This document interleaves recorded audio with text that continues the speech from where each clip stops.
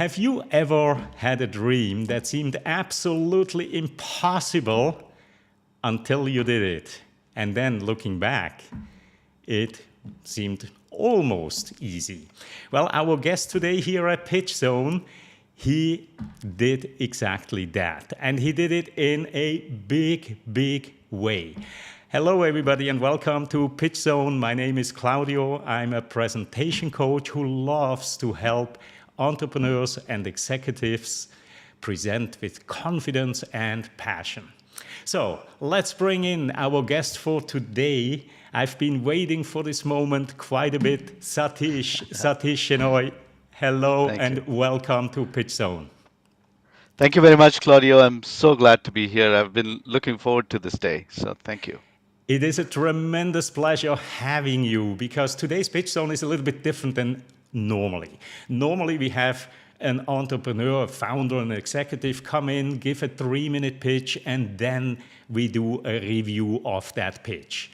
But in your case, it's slightly different because number one, I know, and some of the other coaches know, you are a superb presenter and speaker already. So we are changing it slightly. You are going to give us a pitch of your latest book. And after that, we are doing a little bit more of a Q&A because this is the part that needs to be practiced, perhaps even more than the pitch in itself, to be able to come up with answers to all kinds of questions that fly at you from the audience. So your pitch will be 10 minutes, and it's really, really exciting because I read your book. It's called Runaway Growth, and it is fascinating.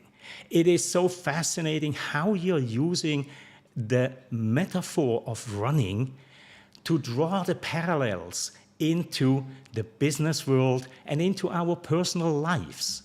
So, Satish, I'm absolutely tickled to have you, and I want to welcome very, very quickly our viewers online. We have John Saunders. Hey, Satish, love your book, just finished it. All right. Thank So you, we actually John. have a fan here. Awesome, John, it's great to have you. Now, Satish, are you ready to meet the coaches that will listen to your pitch? Absolutely. Looking forward to it. All right, so let's bring in Nathan Gold. Nathan is hailing from San Francisco, a firm part of every single pitch zone. Nathan, it's great to have you back as every week.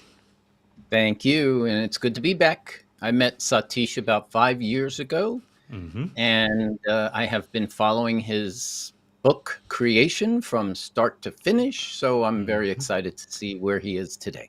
Okay, all right. Nathan, thanks again for being here. And our next coach is Rick Pollak, a presentation coach joining us from Boston, Massachusetts. Hey, Rick. Hello, everyone. And Satish, I'm looking forward to hearing your pitch on the book. I saw the listing on Amazon, saw the write-up on it, and it looks fascinating. I'd like to hear you talk about it. Thank you. All right. And coach number 3, Scottie Spurzem. Scottie, great to have you back. Yeah. Hello. Yes, Satish, can't wait to hear it. We're looking forward to running away with your story. As you can tell, Scottie is our language expert here and never shy of a good pun. So, Scottie, great to have you. I think we all will enjoy this presentation here.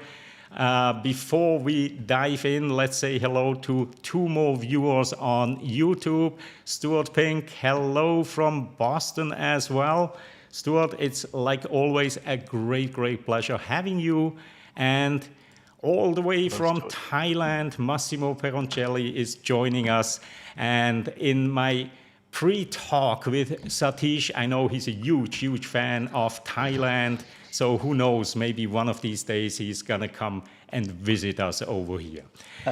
All right, Satish, I don't think you need a lot of prep time. So when I switch over to your scene with your slides, I will also put a stopwatch right above the slide. And we agreed on more or less 10 minutes. I will not shut off your microphone or interrupt you. Um, Yeah, yeah, thank you. so, are you ready, Satish? Yes, I am. Thank you, All Claudia. right, all right. So, in that case, Satish, the floor is yours. Thank you, Claudia. It's 5:17 a.m., March 20th, 2019, somewhere near the Shetland Islands in the northeast part of Antarctica. I'm standing on the bow of the Russian icebreaker ship Academic Eye-Off. We had just arrived overnight after a torrid 2-day journey across the rambunctious Drake Passage, one of the roughest bodies of water on Earth, with its 15 to 20-foot waves. On the left is the picture of the bow as we left Argentina, and on the right, in the middle of the action, when we arrived that morning, it was idyllic and with most of the ship fast asleep, except for the dull hum of the eye-off, which had dropped anchor in the bay. I was alone, but not lonely. I was freezing, but at peace. The constant lapping of waves at the ship's side and the sound of frolicking penguins in the distance was a sheer delight. I'd run many marathons across 6 continents by now, and it had been an extraordinary journey. Now, only 26.2 miles stood between me and my BHAG of running a marathon on every single continent, including Antarctica. Today, we'll be talking about 3 things. What is a BHAG? How do you find a BHAG if you don't have one yet? And then once you find and want it, how do you go about achieving your BHAG or bagging your BHAG? Today, I'm going to share my story and the principles I use to bag my BHAG in the hopes that it inspires you, even challenges you. You'll walk away with a new blueprint or enhance your existing blueprint to help you find and bag your BHAG. The artist Michelangelo once said, "The greatest danger is not that we aim too high and miss it, but that we aim too low and actually reach it." What is a BHAG anyway? Let's briefly examine the individual elements. B is for big. Well, how big should it be? Big enough that it scares you, at least a little. Is running a full marathon across every single continent, including Antarctica, fraught with risks, even a little scary? You bet it is. H is for hairy, because it's not going to be smooth on the way to your big goal. A is for audacious. Merriam-Webster's dictionary defines audacious as being shamelessly bold. For someone that had not done much running up to that point, my dream of running a marathon across all 7 continents, including Antarctica, was clearly audacious. G is for goal. Some great examples of BHAGs I would share with you are JFK's BHAG of putting a man on the moon and safely bringing him back.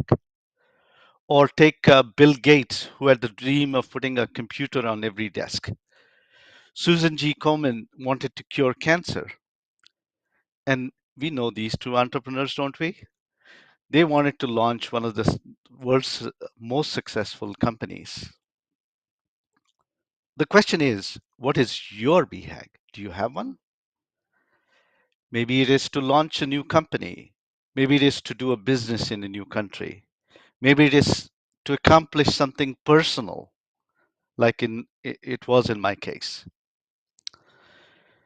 How do you find your BHAG? Well, I have 4 tips for you. One, pick a big goal that could last 10, 15, even 20 years to achieve it. Something that challenges you more than what you ever imagined. Number two, have a strong why. Your why is the fuel that keeps you going. In my case, my why was to do something that I never imagined, and I wanted to do it. Make it a multiple of your original purpose is number three. In my case, my original purpose was to run a marathon to overcome my limitations. But then when I decided to run marathons across all 7 continents, you see, I multiplied that purpose. And number four, you think it's possible, but you don't have a clear idea or path to get there. That's important because otherwise you might hesitate in picking a big goal there or a BHAG. When JFK said he would put a man on the moon and safely bring him back, do you think he had a clear idea of how to do that? Of course not. When I decided to run marathons across all 7 continents, I can tell you now, I had no idea that running a marathon in Antarctica was even possible. Now, how do you achieve your BHAG? In other words, how do you bag your BHAG? To me, it all starts with the mindset. Dr. Carol Dweck told us about a growth mindset. To achieve a BHAG, though, it might take more than that. What I mean by that is, in my case, it took a whole mindset transformation that occurred in 3 phases. I went from impossible, this is not possible for me, right? Running a marathon across all 7 continents, to improbable, because I started seeing people like me that had done those same goals, to inevitable, because once I gave it a little bit of a shot and started running, I felt this goal was now inevitable. So a three-stage mindset transformation was number one. Second, really important, is to build a community. Have mentors, coaches, and even your peers lift you up, push you beyond your limitations. I love this African proverb which goes, go fast, go alone, go far, go together. Number three is preparation. My favorite author, Benjamin Franklin, once said, by failing to prepare, you prepare to fail. In my case, nothing could be further than the truth. If you think about a marathon in Antarctica, you bet there is not just months of preparation, it took years to get ready for that race. Number four is progress. When you have a big goal in front of you, it is important to have intermediate milestones to get you there. And it's also important to feel that you're making progress. When I ran marathons, I remember looking at those mile markers as I ran past them, thinking, one more mile down, one more step to go, one more step. And I kept doing that until I got to the finish line. So progress was really important. Number four is grit. Grit is a combination of passion and perseverance, and I needed loads of it to make across the finish line in many of those marathons. When you get to a new country and you want to run a marathon, you bet there's a lot of variables that you don't control. I love this quote by Dean Karnazes, who said, run if you can, walk if you must, crawl if you have to, never, never, never give up. Number six is audacity. Achieving big things means you have to have the courage, take risks, and sometimes you don't know what you don't know. Courage is not having the strength to go on. It's going on when you don't have the strength. So grit is a big part of this, and also audacity, which is next. Audacity, with audacity comes a lot of courage, and so the last one is finishing strong. When I began any race, it was important for me to finish that race strong, because once I finished that race, it gave me the confidence to go on to my next goal. and my next race. They say life doesn't reward you for starting, only finishing. In the end, I achieved my BHAG of running full marathons across all 7 continents. And as you can see here, I'm proud to be a part of the 7 Marathon Club, Seven Continent Club, which is about running marathons across all 7 continents.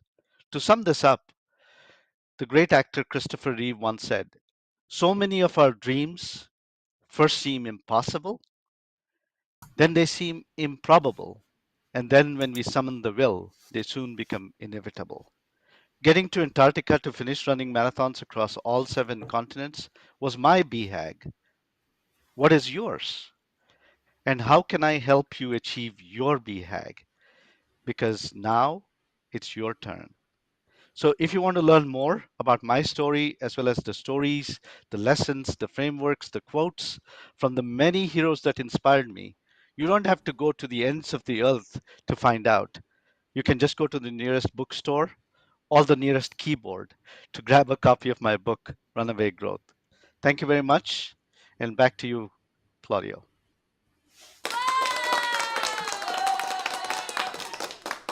Wow, wow, wow, wow. That was truly, truly amazing and inspiring. I think, we all have these big, big goals. And listening to someone having such a tremendous goal, and to me, I have to say, I always admire runners. I'm looking at this, I always think, maybe I should do that. Maybe I should do that. But of course, the key word there, the operative word is should. And I never get around to do it. So thank you very much for sharing this presentation. And I'm going to open up the round of feedback / questions with Scottie today. With Rick. Rick. And Satish, that is a wonderful presentation, and I love the way you presented it. And I know we're going to talk more about comments and Q&A, but I just wanted to put a couple quick things to compliment you on your presentation. I loved how you used contrast, where you were saying that you were alone but not lonely. Where you're saying aiming too high, too low, and reaching the goal. I thought you used the contrast very well, and also just your presence on the camera, where you were leaning in as you're making the points. And a lot of people look uncomfortable on virtual. You look very, very comfortable in front of that webcam, and it felt like you were in the room with us. So, compliments on that. I think one question that I have on the book, you're talking about the BHAG, and also one thing you mentioned BHAG, and then you had what most people know what it is, but for the people who didn't, you had like around a minute and a half where people were curious. Okay, what is it? And at first I'm saying he should define it, and then I said, no, I think it's better that you didn't define it to keep people curious for a minute. And the graphics on that were good. But one thing that you didn't mention, and maybe it's in the book, but how does someone know when to stop or when to reset? Because I think a lot of people, they try to run a marathon, never mind 7 continents, just try to run continent, and they'd end up hurting themselves. And Yeah. what's your advice to people when you have to reset and recalibrate that goal? Still be motivated to have a BHAG and fine, but if your body's not going to let you run a marathon, what's your advice? My concern would be is someone would not relate to that book. Someone say, "Oh, I can't run a marathon. This book is Yeah. not for me." So Really, how would you answer that? really good question, Rick. First of all, thank you for the feedback. That was helpful. I would say, first of all, that a marathon, what I define, and I'll put air quotes here because when I say marathon, your marathon could be completely different from mine. What I mean by a marathon could be completely different. For some, it could be just going around the block, right? If they have a physical limitation. For some, it could be ultra marathons or starting a new business. It could be doing an amazing project at work. Could be anything. So I want people to take away the fact that I'm not literally meaning a marathon when I say marathon. It's much more than that. It is your definition, because I realize everybody is different. Everybody's goals are different. Everybody's definitions are different. Everybody's BHAGs can be different. Does that help? That does, and I'll ask one more question and then turn it over to Scotty. Yeah. I liked your quote at the end saying, "Life doesn't reward you for starting, only for finishing." And I think that again comes down to resetting of people trying to finish something, and knowing you want to have that goal. You want to challenge yourself always, but Yeah. is that message, could someone misinterpret that and saying I have to finish even though this business is failing, even Yeah. though my body's failing me on the marathon? Yeah. So I think that's something that I hope the message in the book isn't forcing people to stay with that startup even though it's a time to leave. So Here's an important. I'm so glad you're asking this question, because it's very important to realize that sometimes you may not achieve your BHAG, and that's okay, because you can bet that I've had BHAGs, and my wife, I think, is probably listening. I have a million interests, Rick, and so you bet that it was not just one BHAG that I had. I had probably a thousand. And I've tried some and I've not made it because it's not for me. And you realize, you in this case, let's say you're running a marathon, your body will tell you that it's not for you. And you could, one of the things I talk about is community, because then you can, if you don't believe yourself, you're saying, okay, maybe I'm talking myself out of this, then you can rely on that community to tell you, people who have known you for much longer and sometimes know you better than yourself, if you know what I mean, right? So there are various ways to do that, to know when it's time to stop and maybe pick a different goal. great. No, that's a great insight on that of doing that. And you're talking about how successful you were with 7 marathons, and that's something that is hard to relate to for really anyone, of no matter what age, whether it's a Gen Z or millennial or a baby boomer. But I think just the message is keep on challenging yourself and also recalibrating if you find out that that's just it's not working, and knowing when to recalibrate and to shift. So, Scotty, Absolutely. what are your comments? Mute, mute. You're Oh, mute. It's early for me out here. Sorry. Good morning. No sweat. I hadn't thought about the term BHAG in a really long time. So I was one of those people for a minute. It was like, what is that again? I'm trying to remember what it is, and love the creature, the creature photo. But when did you know that this was your BHAG? Like, when was the moment in the process where you knew you could own this one? It's a great question. It actually brings me back memories of my the start of my journey. So I had picked, always on my bucket list was, I have to run a marathon in my life, right? A full marathon, something I want to do.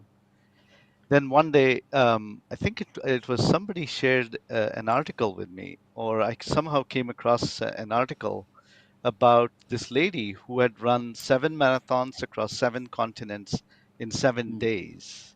In 7 days, and she was 71 years old. How So is that my even? question was, Sorry, it's like, how is and, that possible? Travel and stuff, and huh? she still is running. She's running ultra marathons now. And so my question to myself then is, I was thinking, oh, 7 marathons across, especially across 7 continents, crazy. And then I thought, my God, if she can do it, what's my excuse? Do I have an excuse? I don't. And thanks to the support of my family, right, especially my wife Deepa and my kids, Snigdha and Sandeep, right, the family and the community is critical to make this all happen. I couldn't do it without it, right? So yeah, I think it was multiple things, but that was definitely a source of big inspiration.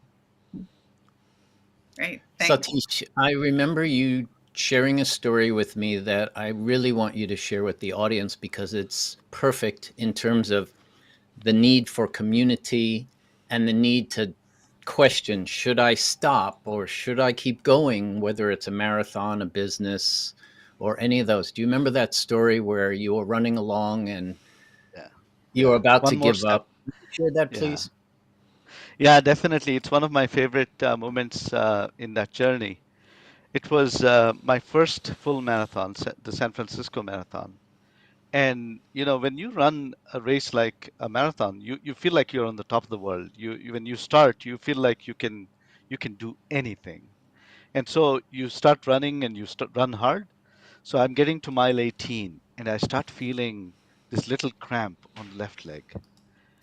By the time I get to mile 23, I can barely walk because I have cramps on both legs and I am almost in tears by the side of the road. I'm kind of bent over in pain and I'm thinking, whose idea was this? And thinking, this should be a good time to give up. And so then this lady comes around the corner from me. She's an older lady. She has a shirt that had Dean's quote, which was run if you can, walk if you must, crawl if you have to." So that itself was inspiring. But then she said something that changed my journey, and I wish I had asked her name and all that because she gave me a couple of salt tablets and said, "Listen, this will take care of your cramps." But more important, my son, she said, she's an older lady, so she said, "My son, I have to tell you, I've run many, many marathons, and all I want you to do at this stage is take one more step. Just one more step. Don't think about the finish line. I don't even care if you don't finish. I'm going to hold your hand for a little bit, and we are going to walk, and you're going to take just one more step. And that's what you'll continue to do until you can not go any further. Because if you think about it, taking one more step is always easy. And so, before I knew it, and she had to leave, but before I knew it, I was across that finish line. And I remember thinking, if I had stopped then, I would not be here today. I would have not written a book. I couldn't inspire people. I couldn't do what I'm doing today if I had not taken that one more step. Nice, nice, nice. Satish, you are such an interesting person, and I love this. Take one more step, one more step. I have been given the advice or the question once early in my life, how do you eat an elephant? Well, one bite at a time. And I've used that for a long time. And then I moved to Thailand. And over here, that just doesn't come across very well because the elephant is the national animal in Thailand. So talking about eating it, not a good idea. So, Satish, I want to quickly turn to a couple of comments because our viewers here have some really, really interesting questions. Massimo wants to know, how did you choose the book's title? First, Yeah. how did you choose the book's title? Oh, it's funny. Actually, I think Rajesh is in the audience and Joshua, I don't know if he's on. So these two people are some of my dearest friends. Rajesh is my mentor also. So I remember thinking, I want a title that talks about growth, that talks about, when I was reading something and I came across Runaway bestseller, right? And, you keep looking. If you have that mindset on when you're buying a new car, you look at around you, you find only those cars. You know what I mean? If you're looking to buy a car, right? If you're buying something else. So likewise, if I'm looking for a new title, everything around you, everything you read, you start thinking about, in the back of your mind, you have it. So I remember reading something about Runaway bestseller and then thinking about growth and thinking, oh, this is it. I mean, I didn't come to it first. If Rajesh is still on, he and I had brainstormed, and he had suggested "Run and Grow Rich," which is an amazing title, I think. In fact, that's what I started with. But then I thought I want growth in the title. Richness means it could be interpreted as money or finance.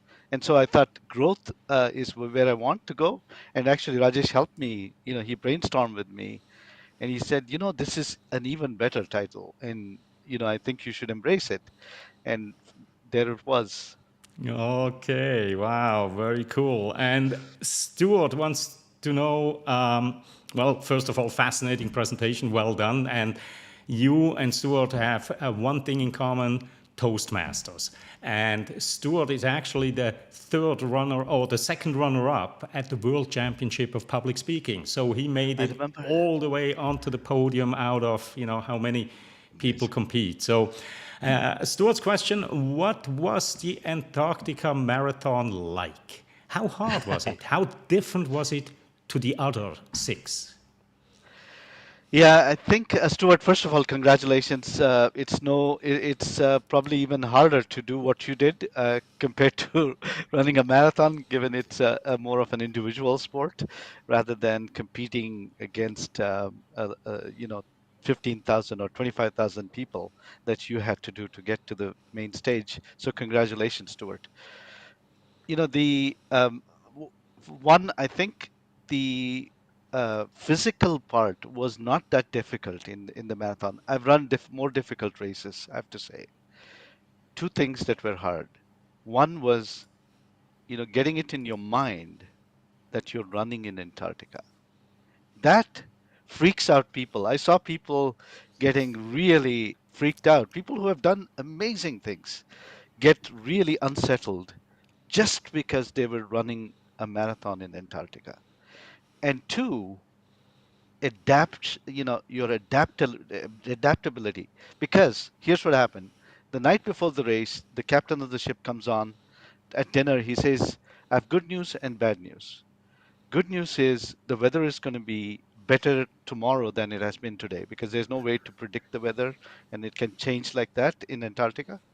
And so he says, so then people said, what is the bad news?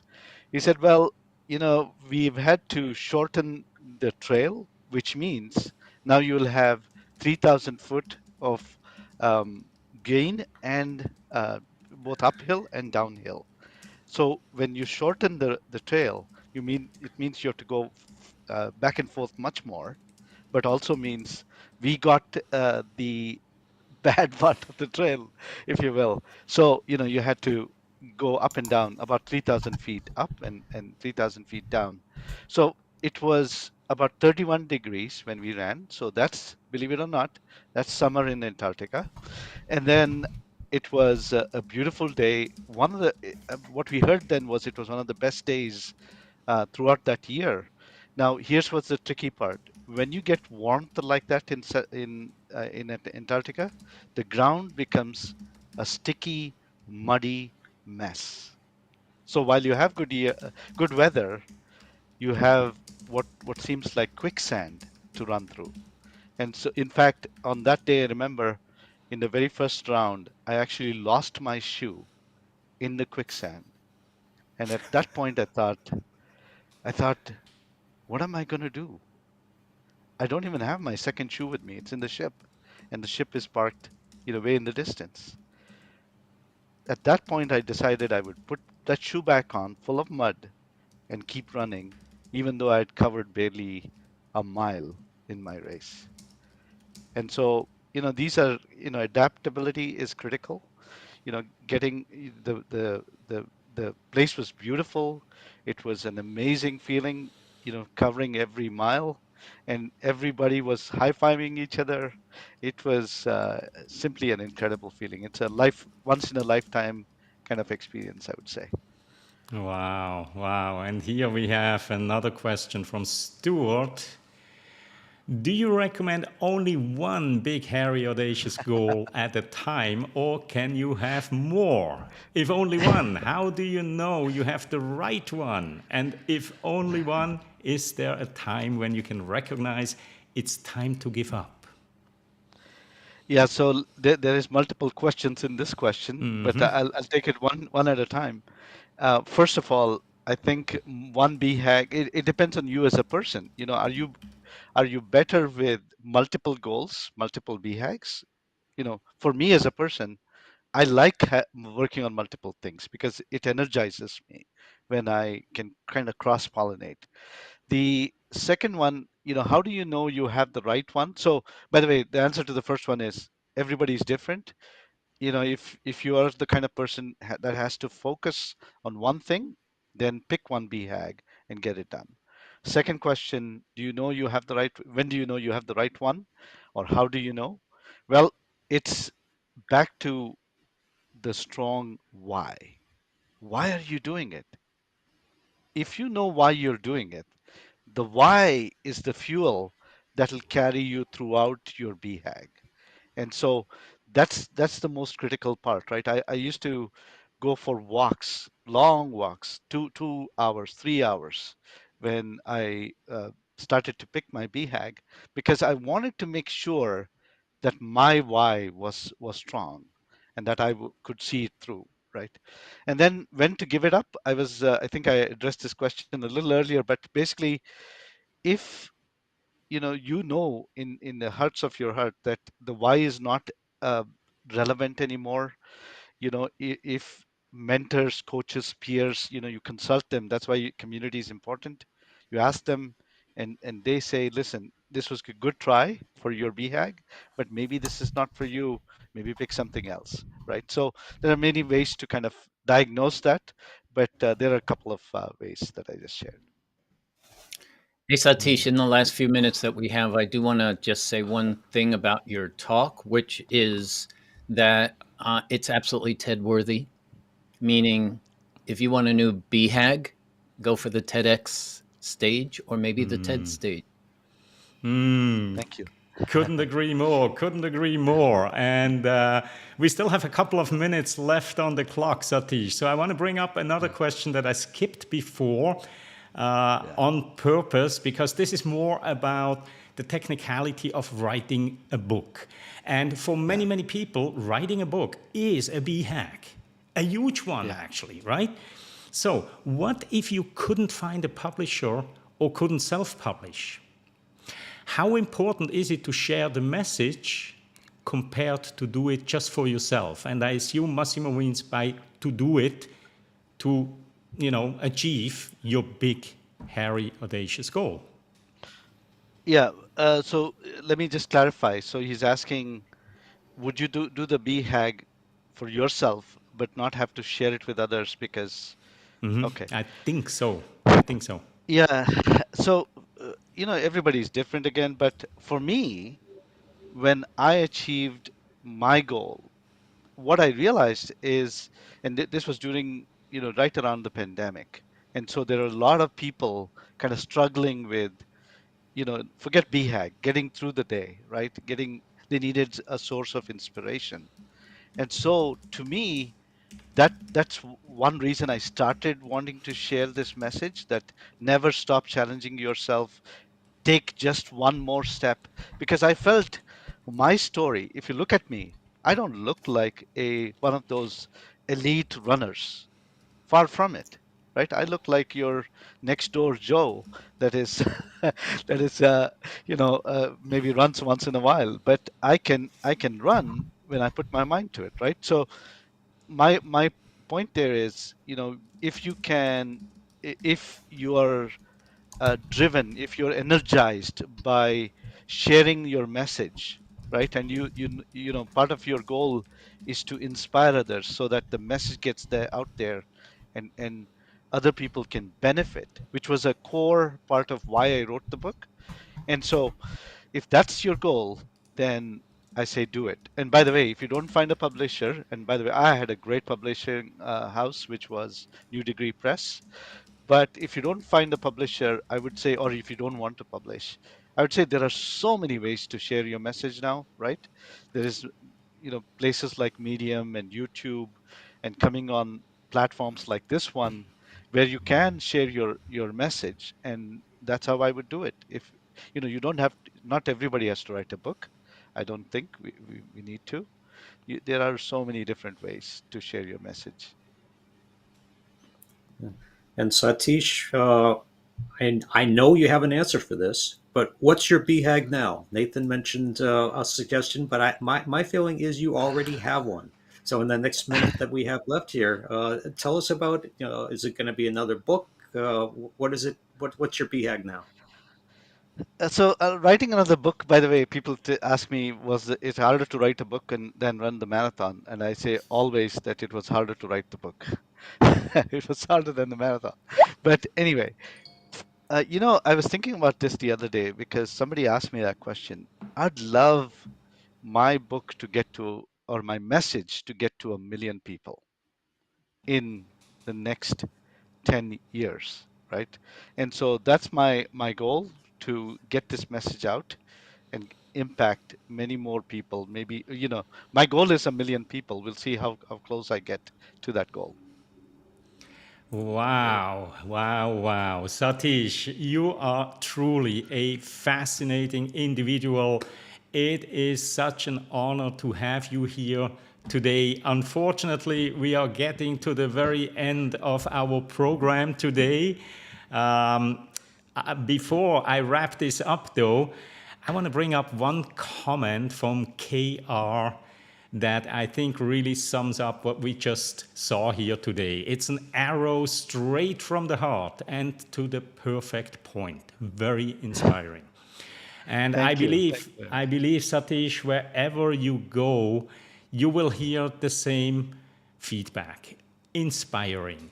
What you have done here today, I think, has motivated already some of our online viewers, and I hope it will inspire and motivate many people that watch us on replay. So again, Satish, thank you so much for joining us here today. And we have 2 more minutes. So I would like to ask you, do you have one final comment or suggestion to those who watch us here?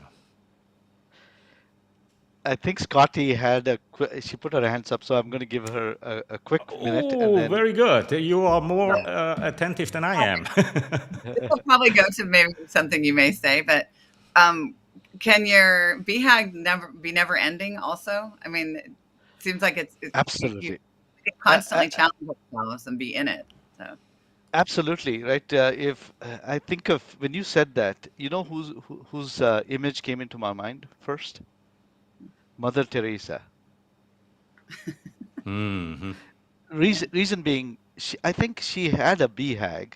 She just wanted to keep doing it, and that was her mission in life. And so I just thought of that. I don't know why she came to mind, but that's who I thought of. But thank you for your question. I think the only thing is, the rest of us are humans. I think we need an endpoint, but maybe, right, compared to Mother Teresa. But I think it helps to have an endpoint if you can, but there's no rule that you need it, right? So. All right. And that leaves 1 minute for a final message, Satish. Please. I just want to say thank you to Mr. Shanbog. He happens to be my wonderful father-in-law, and he tuned in, which was really nice. He's one of the most, along with my mother-in-law. I'm not saying that because I want goodie point, whatever brownie points. I don't need that with them because they are genuinely great people, and they have been inspiring to me, and so it's really nice to see them on here. The one thing I will say, I'll leave people with 2 messages instead of 1. Never stop challenging yourself, and keep taking 1 more step. I love it. And I am sure our viewers love it as much as well. And if you liked what you just saw, please subscribe to the channel here, because we are doing this once a week. PitchZone, this is episode 36 already, and I look forward to bringing on more and more guests in the future. In the meantime, I wish you all a wonderful morning, afternoon, evening, wherever you are in the world, and we shall see each other next time. Have fun. Bye-bye.